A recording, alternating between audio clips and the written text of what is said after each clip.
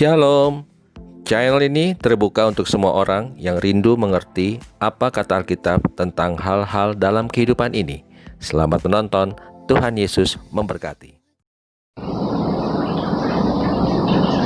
Shalom saudara-saudara terkasih dalam Tuhan Yesus Kristus. Hari ini kembali kita akan belajar dari Alkitab, yaitu belajar dari kitab Efesus bagian ke-10 atau bagian terakhir dengan judul Perlengkapan Rohani.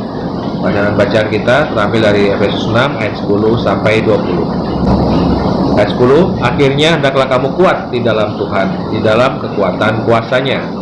Ayat 11, kenakanlah seluruh perlengkapan senjata Allah supaya kamu dapat bertahan melawan tipu muslihat iblis.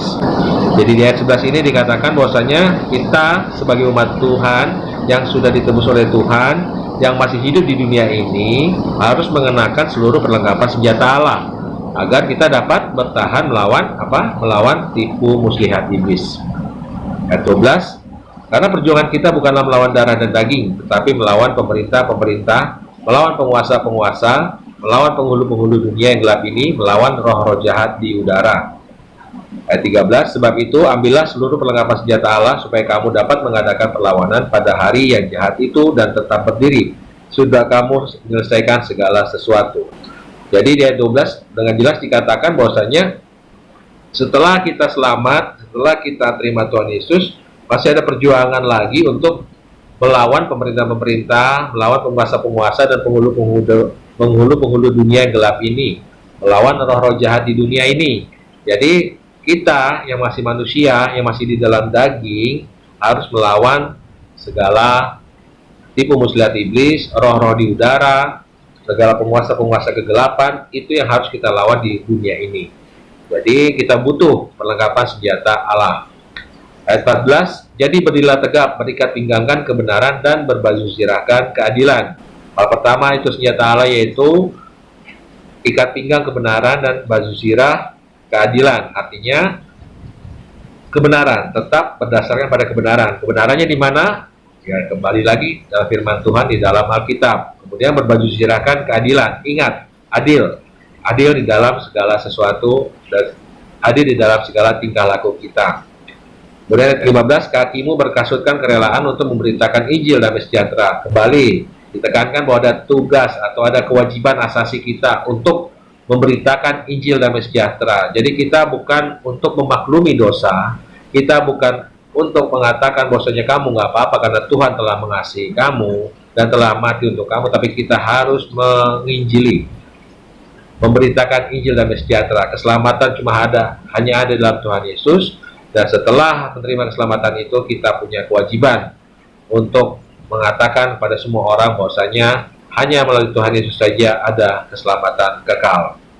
Kemudian ayat 16, dalam segala keadaan pergunakanlah perisai iman, sebab dengan perisai itu kamu akan dapat memadamkan semua panah api dari si jahat.